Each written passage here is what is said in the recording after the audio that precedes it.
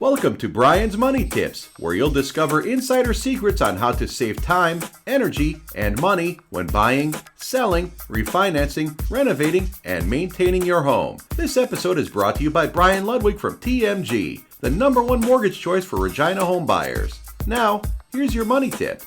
The King of Pop made the best-selling album of all time, Thriller, with sales of 100 to 108 million copies.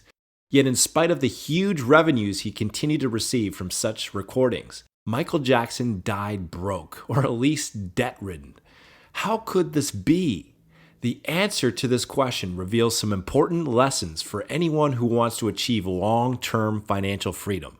Michael's main problem was that as his income dwindled several years before he died, he never changed his spending habits.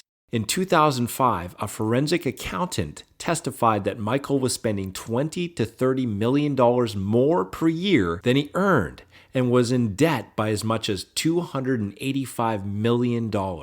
In 2001, he borrowed $200 million from Bank of America just to stay afloat. His 2,600-acre private estate, Neverland, cost $5 million a year to maintain and was facing repossession.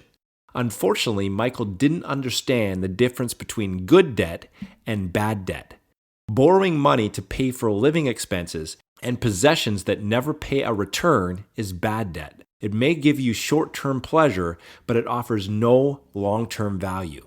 Instead of buying the latest big-screen TV and taking exotic cruises, set more money aside so you can eventually start investing in assets that will increase in value over the long term.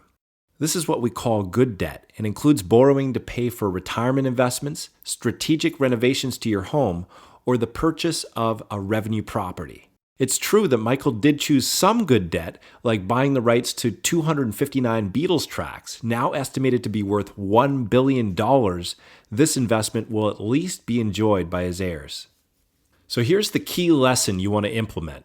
Live within your means and set aside at least 10% of your income to invest in cash flow producing assets. Do this and you'll never have to lose any precious sleep worrying about how to make ends meet. If you'd like some tips on using the equity in your home to start investing in return producing assets so you can enjoy financial security and avoid dying in quote-unquote Neverland, we should talk.